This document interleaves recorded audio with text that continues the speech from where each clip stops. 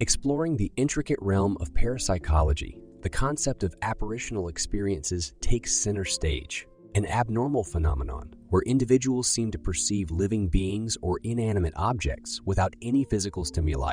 Scholars prefer the phrase apparitional experiences over ghosts, as the latter implies the survival of human essence post-death. These explanations remain contested, inciting various theories and interpretations. Interestingly, real-life accounts of these experiences sharply contrast their fictional counterparts found in literature and popular culture, with actual apparitions encompassing not just humans and animals, but bizarrely inanimate objects too. Science also steps into this uncanny world with the pioneering attempts of Edmund Gurney, Frederick Wee, Myers, and Frank Podmore, prominent figures in the Society for Psychical Research during its early years. Initially established to present evidence for life after death, the Society held a keen interest in crisis cases, instances where people claimed to have strange, often visual, experiences coinciding with the death or major life events of others. In cases where typical explanations fell short, parapsychology postulates unexplained communication channels like telepathy. Although the trio failed to provide compelling evidence for telepathy or life beyond, the extensive composite of first-hand experiences they compiled offers an invaluable gateway into the enigmatic world of hallucinations in sane individuals. Another noteworthy contributor to the discourse on apparitional experiences was G.N.M. Terrell, a renowned member of the Society for Psychical Research in his time.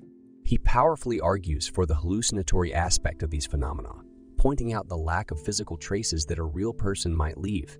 His theory proposes the idea of these apparitions as symbolic representations of paranormally acquired information. For instance, the visual manifestation of a person drenched in water might symbolize a drowning incident occurring elsewhere.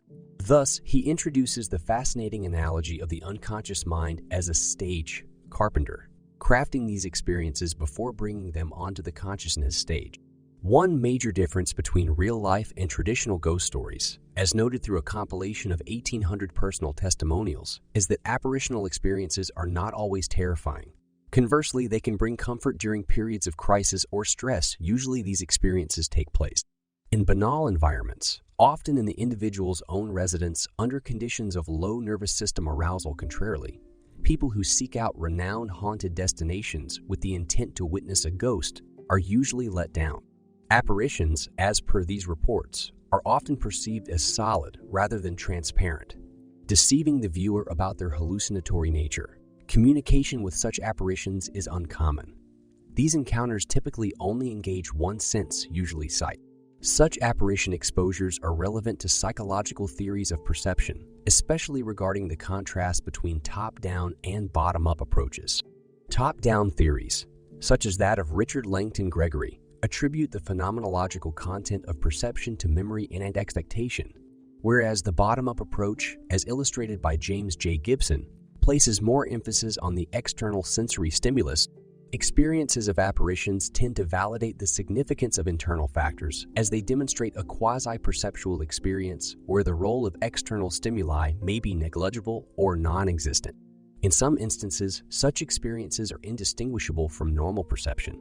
The significance of apparitional experiences to psychology has recently expanded with the introduction of the concept of schizotypy or psychosis. Proneness, viewed as a personality trait distributed throughout the average population. If mental illness continues to be perceived under the disease model, as either existing or not, much like physical diseases, then discussing the occurrence of an apparitional experience in a normal person becomes either a contradiction or an indication of potential psychosis. The essence of haunting occurrences also touch on the philosophy of perception. Hallucinations, perceptive experiences that feel real despite the lack of appropriate sensory triggers, fundamentally challenge the concept of direct realism, a philosophical belief which proposes that our understanding of the external world is derived from direct personal perception rather than simply a mental representation such as a sense, datum, or an image. This theoretical perspective was supported by prominent psychologist J.J. Gibson. The hallucinations reported by psychologically stable individuals present a unique challenge to the notion of direct realism, distinct from the widely acknowledged hallucinations experienced by individuals in abnormal mental states like psychosis or sensory deprivation. The challenge arises from such hallucinations' accurate mimicry of actual perception, deceiving the individual into believing the experience to be a genuine perception of reality. Such a phenomenon is also reported in cases of lucid dreaming and out-of-body experiences, further complicating the stance of direct realism. Furthermore, issues arise during the interpretation of hallucinatory experiences, particularly when reported by individuals with chronic conditions such as schizophrenia. Psychologist Horowitz noted the challenges involved in such cases. He urged his patients to draw or illustrate their visual hallucinations, often resulting in a shift from abstract descriptions like vicious snakes or spiders to more basic visual patterns, indicating the difference between the individual's perception and their interpretation. Sane subjects' accounts of hallucinatory experiences, however, are easier to decipher as these reports are typically written by medically and mentally healthy individuals at the time of the experience. The philosophical perspective of representationalism appears more congruent with apparitional experiences. In contrast to direct realism, representationalism suggests that our perception of the external world is not direct, but rather a representation, such as sense, data, or an image. Therefore, in the case of hallucinatory experience, a subject would be aware of sense, data, or images that misrepresent or fail to represent the external world in an expected way.